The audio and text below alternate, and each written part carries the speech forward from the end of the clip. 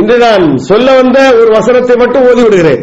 குல்லிங்கான் ஆபாவுக்கும் அபிராவுக்கும் இஹ்வானுக்கும் அஹவாத்துக்கும் அஷீரத்துக்கும் அம்வால் இக்தரஃப்துமூஹா وتجارة تخشون كسادها ومساكن ترضونها أحب إليكم من الله ورسوله وجهاد في سبيله وتربصوا حتى يأتي الله بأمره والله لا يهدي القوم الفاسقين. இது சூரத்துல் தௌபால 24வது வசனம். மிக முக்கியமான வசனம். இறை தூதர் மீது இறைவன் மீதும் இறை தூதர் மீதும் நாம் கொள்ள வேண்டிய நம்பிக்கையுடைய அளவை இது நமக்கு அளந்து தருகிறது. நன்றாக கவனிக்க வேண்டும் சகோதர சகோதரிகள். இந்த வசனம் இருக்கிறது சூரத் தௌபாவுடைய 24வது வசனம் நமக்கு ஒரு வரம்பை கட்டுகிறது. யார் மீது வரம்பை கட்டுகிறது? நாம் பாசத்தை பொழிகிறோம் பிள்ளைகளோடு, பாசத்தை பொழிகிறோம் மனைவியரோடு, பாசத்தை பொழிகிறோம் பெற்றோர்களோடு, பாசத்தை காட்டுகிறோம் நம்முடைய சகோதரர்களோடு. இதெல்லாம் பாசத்தை காட்டலாம், காட்ட வேண்டும். ஆக நான் உலகத்தில் விரும்பி நேசிக்கிற ஆட்களையும் மனிதர்களையும் உறவுகளையும் இந்த குர்ஆன் சொல்லித் தருகிறது. அதுல முதல்ல சொல்றது ஆபா, நம்முடைய பாசம், முதன்மையான பாசம் மனைவி இடத்திலேயா நாம் பெற்ற பிள்ளை இடத்திலேயா என்றால் ஆபா கடத்தில் பெற்றோரிடத்துலதான் பாசம் அதிகமா இருக்கும். பிள்ளைகளிடத்தில் அடுத்தபடியாக மனைவி இடத்தில் அடுத்தபடியாக பாசத்தை ஒட்டுமொத்தமாக மனைவி இடத்தில் பொழிந்து விட்டால் மனைவி இடத்தில் பாசம் காட்டி அப்பாவை குறை காண்பது, அம்மாவை குறை காண்பது, அப்பா அம்மாவுக்கு கீழ்ப்படியாமல் இருப்பது என்பது நிச்சயமாக ஒரு ஊரிடத்தில் காணப்பட வேண்டிய தன்மையே அல்ல. அதனால அல்லாஹ் குர்ஆனில் ஆபாவுக்கும் உங்களுடைய அப்பா பெற்றோர்கள், அப்பா அப்பாவுடைய அப்பா, அபுல் அபி அபுல் அப்பாவுடைய அப்பா அப்பாவுடைய உறவு தான். அப்பாவுக்கு என்ன மரியாதையும் கௌரவமும் உரிமையும் உண்டு, அந்த உரிமை தான் என்னுடைய கிராண்ட் ஃபாதருக்கு உண்டு. அப்பாவை பெற்றவர் என்னுடைய அப்பா பாட்டர். அதே போன்று அடுத்தபடி அல்லாஹ் சொல்லுவோம் அப்ராவுக்கும் அடுத்தபடியாக ஒருவன் அன்பு காட்டுறது மகனிடத்தில், குழந்தைகள் பெற்ற குழந்தைகள், நம்முடைய அன்பிற்கு உரிய பிள்ளைகள், அவரிடத்திலே பாசத்தை பொழிய வேண்டும். இயல்பாக அல்லாஹ் அவர்கள் மீது பாசத்தை பொழிவதற்கு நமக்கு நம்மை இறைவன் படைத்திருக்கிறான். இஹ்வானுக்கும் ஓரங்கள். அடுத்தபடியாக பாசம் காட்டப்பட வேண்டியது சகோதரர்கள். சகோதரர்களை பாசத்தை காட்ட வேண்டும், காட்டுகிறோம், காட்டுதலாக வேண்டும். அப்புறம் அசுவாஜுக்கும் அடுத்தபடியாக 4வது இடத்தில் தான் மனைவியருடைய வரிசை வருகிறது.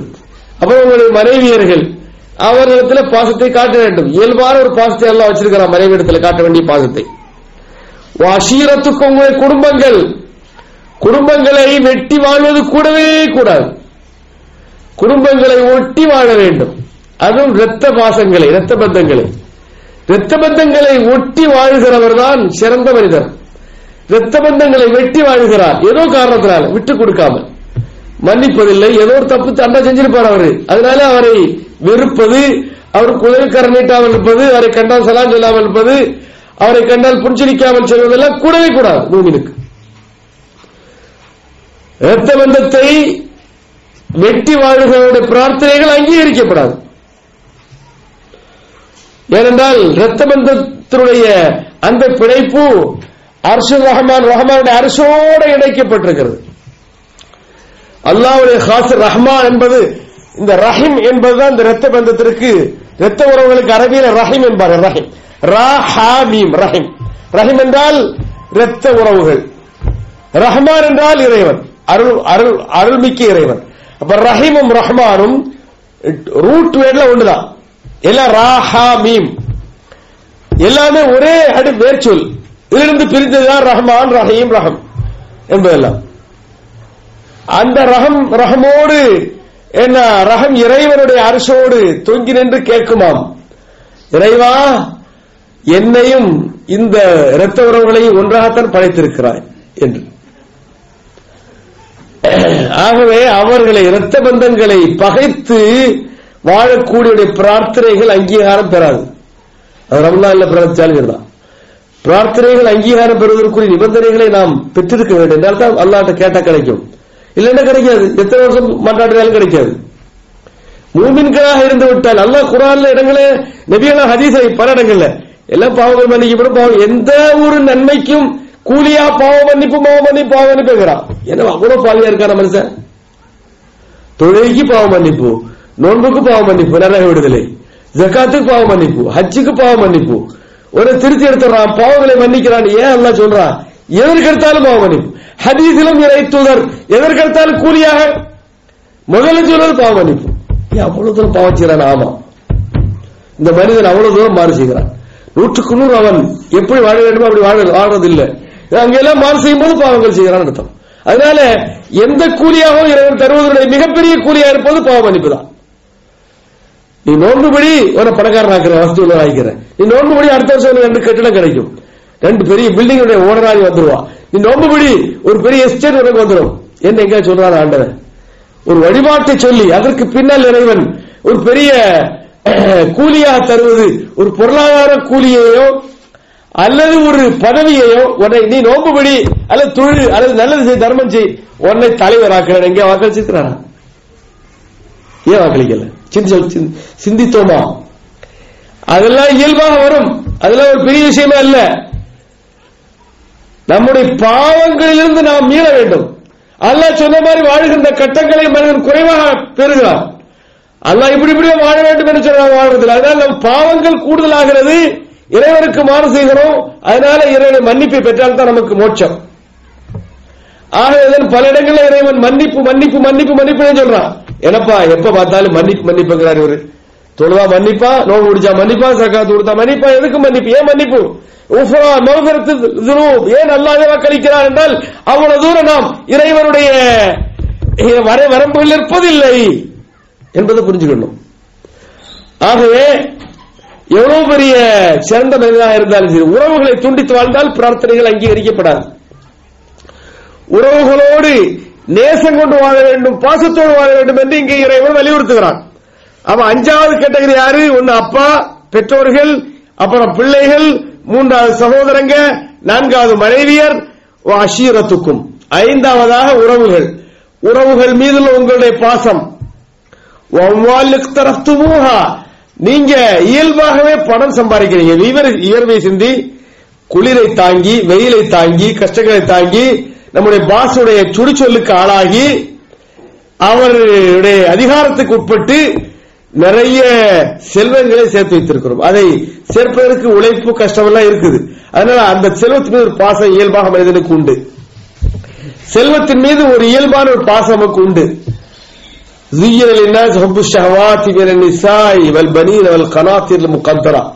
அது இயல்பு. செல்வத்தின் மீது பாசம் இல்லைன்னு யாரையா பேசுறா? கம்யூனிஸ்ட்காரங்க பேசுற நியாயமா? நான் உழைத்து வியர்வை சிந்தி கண்விழித்து என்னுடைய தனிப்பட்ட திறமைகளை பயன்படுத்தி நான் சேர்த்து வைக்கிற என்னுடைய செல்வத்தை நான் பாசமாக பார்க்க வேண்டாம், அதுக்கு முக்கியத்துவம் கொடுக்க வேண்டாம் யாரையா பேசுறதுக்கு ஒரு காயங்கட கேட்பாங்க. செல்வத்தை நான் நேசிக்கிறோம், அதன் மீது ஒரு பற்றும் பாசம் நேசம் நமக்கு உண்டு. அதை பாதுகாக்க வேண்டும், அதை முறையாக பயன்படுத்த வேண்டும். அதற்கு உரிமை இறைவன் மனிதனுக்கு கொடுத்திருக்கிறார். அதனால அவ்வால் நீங்க சம்பாரிச்சீங்க அந்த செல்வம், அதன் மீது நீங்கள் கொள்ளுகிற பாசம். திஜாரத்துன் தக்ஷவுன கசாதஹா முடிச்சற வணிகம், வணிக மையங்களுடைய நிறுவனங்களுடைய உரிமையாளர்களாக நாம் இருக்கிறோம். அந்த வியாபாரம் எப்படிப்பட்ட வியாபாரம்? அதன் மீது ஒரு அன்பும் பற்று நமக்கு உண்டு. ராத்திரி பகல் பூரா கஷ்டப்பட்டு அதை பாதுகாக்க வேண்டியிருக்கின்ற இன்றைக்கு வியாபாரம் எப்படி இருக்கிறது? ஓனருடைய முதலாளியினுடைய கண்காணிப்பில் என்ன அவ்வளவுதான், போட்ட முதலீடெல்லாம் போச்சு. ஒரு காலத்து நம்பிக்கை நாணயமாக இருந்தார்கள் வேலைக்கு அமர்த்தியவர்கள் தொழிலாளர்கள். இன்று முதலாளியுடைய நேரடி கண்காணிப்பு எவ்வளவு பெரிய வணிக நிறுவனத்துக்கு இல்லாவிட்டால், உற்பத்தி கேந்திரங்களுக்கு இல்லாவிட்டால், ஆலைகளுக்கு தொழிற்சாலைகளுக்கு இல்லாவிட்டால் தொலைஞ்சு போகும். ஆகவே கண் விழித்து அவற்றை காப்பாற்ற வேண்டியிருக்கிறது மனிதன். திஜாரத்துன் தக்ஷவன கசாதஹா, நீங்க நஷ்டமாகி போவதை பயப்படுகிறீர்களே, அப்படிப்பட்ட உங்களுடைய வணிகம், ஒரு வியாபாரம், உங்களுடைய கொடுப்பினை கொள்வினை கொடுப்பினை இவற்றை நீங்கள் விரும்பி ரசிக்கிறீர்கள். அப்புறம் மசாக்கின தரலவரஹா, நீங்க குடியிருக்கிற இல்லங்கள் லண்டன்ல போய் 25 வருஷமா உழைச்சி சம்பாதிச்சு ஒரு 50 லட்சத்தை சேர்த்து ஒரு கட்டிடம் கட்டி இருக்கிறேன். அதை பார்த்தா எனக்கு சந்தோஷமா இருக்குது. அழகான கட்டிடம், நல்ல ஸ்ட்ரக்சர், நல்ல ஒரு இன்ஜினியர் கிடைச்சார், அவர் போட்டு வந்தார். பார்த்தா அது அழகா இருக்கிறது. மசாக்கின தரலவராக அதன் மீது ஒரு திருப்தி, ரிலா, ஒரு பொருத்தம். இந்த வீட்டை பார்த்தாலே ஒரு மன மகிழ்ச்சி என்று சொல்றமே. வீடு அப்படிப்பட்ட இடம் தான் வீடுங்கிறது. ஆகவே வீடு கட்டி வாழ்வதில் ஆட்சேபனையும் தவறொன்றும் இல்லை. வீட்டை ஒரு மனிதன் நேசிப்பதிலும் தப்பில்லை. زين للناس حب الشهوات من النساء والبنين والقناطير المقنطرة من الذهب والفضة والخيل المسومة. சொத்துக்களை இயல்பாக மனிதன் விரும்பி நேசிப்பது இயல்பு. சொத்துக்களை இயல்பாக விரும்பி நேசிக்க, சொத்தின் மீது பற்றற்ற வாழ்க்கையை மேற்கொள் என்பதெல்லாம் போலித்தனம். அதெல்லாம் சாமிகளுடைய, அந்த துறவிகளுடைய, பிரம்மச்சாரிகளுடைய உணரல்கள். அவற்றுக்கு அர்த்தமே இல்லை. அவற்றை மனிதன் இயல்பாக விரும்பி நேசிப்பதாக குர்ஆன் நமக்கு சொல்லி தருகிறது. கம்யூனிஸ்ட்காரங்க சொல்றது சரியில்லை. கம்யூனிஸ்ட்காரங்க சொல்றது, ஏன் கம்யூனிஸ்ட் அழிஞ்ச ரஷ்யாவில் கம்யூனிசம் ஏன் ஒழிந்தது, அழிந்தது என்றால் சாத்தியமில்லாத தத்துவங்கள், ஏற்க முடியாத அடிப்படைகள், ஏற்க முடியாத அடிப்படைகள். ஏன் கம்யூனிசம் வாழல? கம்யூனிசம் வாழும் இடங்களில் கம்யூனிசம் கோலச்சது இல்லவே இல்லை. சைனாவிலேயோ அல்லது வேற ஏதேனும் நாடுகளில் கம்யூனிசம் ஆட்சி செய்கிறது என்றால் கம்யூனிசத்தினுடைய கெடுபிடியை தளர்த்தியதனால் ஆட்சி செய்கிறது. கம்யூனிஸ்டுடைய கெடுபிடியை தளர்த்தாமல் கம்யூனிஸ்ட் கார்ல் மார்க்சும் லெனினும் வகுத்து தந்த கம்யூனிஸ்ட் நடைமுறைப்படுத்தப்பட்டால் ஒரு மனிதனும் வாழ முடியாது. காரணம் என்ன? சம்பாதிக்கிறது போகாம பொது உடைமை ஆக்கிட்டோம். ஒரு நாளைக்கு பேசுவார்.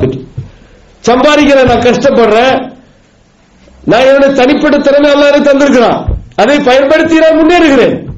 அந்த முன்னேற்றத்தை நான் அனுபவிப்பதற்கு எனக்கு அரசாங்கம் அனுமதி தரல என்றால் அது எப்படி நான் வாழ முடியும்? நான் முன்னேறியதை அனுபவிப்பதற்குள்ள ஒரு உரிமை எனக்கு கிடைத்தால் தான் நான் வியாபாரத்தில் முன்னேறுவேன், தொழிலில் முன்னேறுவேன், தொழில்நுட்பத்தில் முன்னேறுவேன். முன்னேறி கோடிகளை சேர்த்ததுக்கு பிறகு அதை அரசாங்கத்திட்ட பொது உடைமை ஆக்கிட்டு அரசாங்கம் தரக்கூடிய ரேஷனை வாங்கி நீ வாழன்னு சொன்ன யாரையா இந்த தொழிலுக்கு வர முடியும்? யார் விவசாயம் செய்வா? யார் உற்பத்தி பெருக்குவா? ஒண்ணுமே இல்லை. ரஷ்யாவில் கியூல நிக்கணும் கோதுமை வாங்குறதுக்கு. சோவியத் ரஷ்யா, இப்ப சோவியத் ரஷ்யா போயிருச்சு. அப்படி நிலைமை உருவாக்கிறார். சித்தாந்தம், அவர் பின்பற்றிய சித்தாந்தம் முற்றிலும் தவறான சித்தாந்தம், கம்யூனிஸ்ட் சித்தாந்தம். அதற்கு எதிரான சித்தாந்தம் கேபிட்டலிச சித்தாந்தம். இதை நாம் புரியணும். ஆகவே நாம் நம்முடைய செல்வத்தை விரும்பி நேசிப்பது இயல்பு. நாம் சம்பாதிச்ச உடைமைகளை எல்லாம் விரும்பி நேசிப்பது இயல்பு. இந்த இயல்புக்கேற்ப மனிதன் வாழ்வதில் அவன் குற்றவாளி அல்ல. ஒத்திஜாரத்துன் தக்ஷவன கசாதஹா ஓ மசாக்கின தரலோனஹா, நீங்க விரும்பி நேசிக்கிற உங்களுடைய இல்லங்கள் அஹப்ப இலைக்கும் மினல்லாஹி வ ரசூலிஹி, இதான் இப்ப முக்கியமான விஷயம். இதான் மைய கருத்து. இந்த ஆயத்துடைய மைய கருத்து என்ன? அதன் மீது உள்ள உங்களுடைய பற்று இருக்கிறது. குழந்தை, மனைவி, மக்கள், குடும்பம், சொத்து, சுகம், வியாபாரம், கட்டணம், இவற்றின் மீது நீங்கள் கொண்டிருக்கிற பற்று, அதுக்கு ஒரு லிமிட் வைங்க குர்ஆன்ல. அல்லாஹ் அதுக்கு ஒரு அளவு வைங்க. இந்த பற்று அல்லாஹ்வை விரும்பி நேசிப்பதை விட, அல்லாஹ்வுடைய ரசூலை விரும்பி நேசிப்பதை விட, அல்லாஹ்வுடைய ரசூலுடைய மார்க்கத்தை பரப்புவதற்கு தியாகம் செய்வதை விட கூடுதல் பற்றும் பாசமும் இந்த சொத்தின் மீது, இந்த பிள்ளையின் மீது, இந்த மனைவியின் மீது நீங்க காட்டினீங்கன்னா